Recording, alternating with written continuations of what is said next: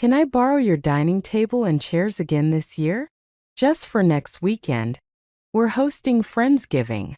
Jen's voice on the phone was bright, casual, almost rehearsed. You want to borrow them again? I tried to keep my tone even. She didn't seem to notice my hesitation. Yeah, the same set as last year, your table, 12 chairs, the gold-rimmed plates, wine glasses, table runner wreaths. Oh, and if it's not too much trouble, your wooden serving trays too? We're having a lot of guests, you know how it is. I looked down. Tiny drops of water on my hand glistened under the kitchen light. I could almost hear them sliding off my skin. And in my mind, I pictured Jen, eyebrows arched, tapping her nails against her phone case, listing out her needs as if speaking to customer service. We aren't friends. We're barely friends of a friend. Our only real interaction was 2 years ago, when she was introduced through our mutual friend Lisa, and invited herself to the Friendsgiving my husband Mark and I host annually.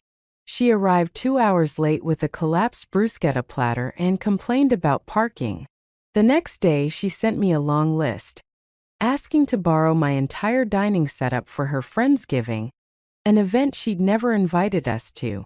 I declined, politely. She never replied. No thanks, no explanation. A year passed with no contact. Until now, same request, same assumption that this was some established arrangement. I set my spoon down. That familiar sense of having my boundaries poked, like tiny shards of ice, spread through my chest. In the next room, Mark was fixing the leg of our old dining table. He looked up at me, read my expression, and shook his head. I knew what he meant. Don't enable this again. I wasn't always good at saying no. In high school, I drew well, so classmates constantly roped me into making posters. In college, my roommates borrowed clothes, perfume, makeup, borrowed and never returned. When people took advantage of me, my first instinct was always to blame myself. Am I being too sensitive? Shouldn't I be generous? But over time, the unreturned clothes, damaged frames, and decorations others claimed credit for piled up, weighing on me like sediment. After Mark and I got married, he watched me exhaust myself hosting events, smoothing conflicts, covering for other people's lack of effort. One day he quietly told me, "You're not an all-you-can-take buffet. You can say no." It became a turning point. But change is slow, especially with habitual takers like Jen. They're practiced, sugar-voiced, making you doubt your own discomfort. Even last year, after turning her down, I felt guilty for days. But this past year taught me something. People who respect you don't require you to defend your boundaries. People who only show up when they need something drag you back into versions of yourself you've outgrown. And I wasn't going back. Jen's voice chimed through the phone again. You live only 2 streets over. If you're free, maybe you could help bring it over? Our car can't fit a big table. She said it lightly, as if asking me to water her plants. I looked at Mark. He gave me a small nod. You're ready. I steadied my voice, gentle but firm. Jen, I need to be clear. We're not lending out our furniture. We never have, and we won't. Silence. 2 seconds. Then she laughed sharply. Oh, come on, don't be so formal. I'm just asking since you're not using it that weekend. Friends help each other. We are using it, I said. And this set, this table, the chairs, the serving pieces, they're things Mark and I have collected over years. I'm not lending them out. Her tone cracked.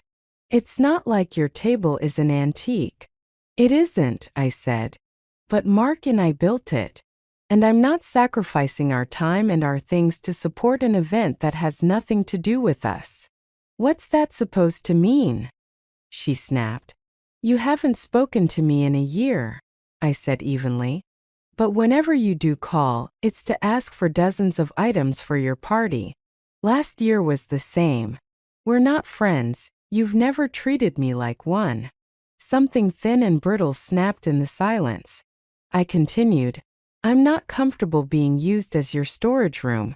I'm not loaning anything out. 3 seconds of quiet. Then a burst of frustrated laughter. Wow. Okay then. Didn't know you were so stingy. Forget it. Jen, I said softly, it's not stingy. It's boundaries. Right before she hung up, she hissed, you're going to regret this. Beep. I set my phone down. My fingertips trembled, not from fear but relief. Mark wrapped his arms around me from behind. I'm proud of you. Revenge isn't retaliation. It's someone crashing into the wall of their own entitlement. All I did was close my door. She had to deal with the consequences.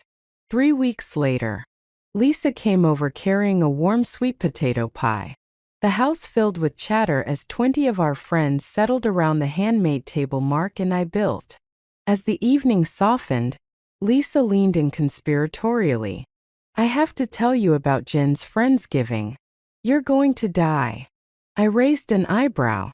It was a disaster, Lisa whispered. All because she couldn't borrow your stuff. She explained. Fold-up card tables at mismatched heights.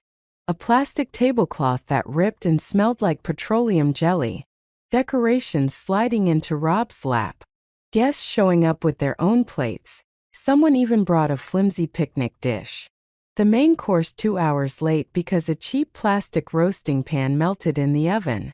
A power strip overloaded the circuit. The entire living room went dark. Everyone shivered in a cold, powerless house. When someone left, Lisa said, fighting laughter, they said, "This is worse than a high school cafeteria."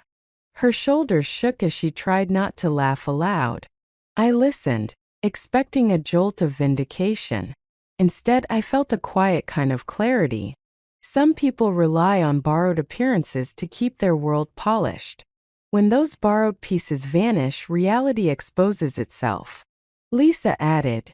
She looked devastated. Honestly, you did the right thing. I nodded. I realized then my so-called revenge was simply this. I stopped allowing myself to be used. And that decision was sharper than any punishment I could have delivered. On Friendsgiving night, at the end of the meal, Mark raised his glass to our dining table, which we do not lend out. The room erupted in laughter. I looked around, warm light on the faces of people who cared. The table that held years of memories, not borrowed obligations. I had reclaimed a small part of my life. More importantly, I had reclaimed my boundaries. And I knew that every Friendsgiving from now on, I'd remember this. Not Jen's entitlement, but the moment I finally said, no.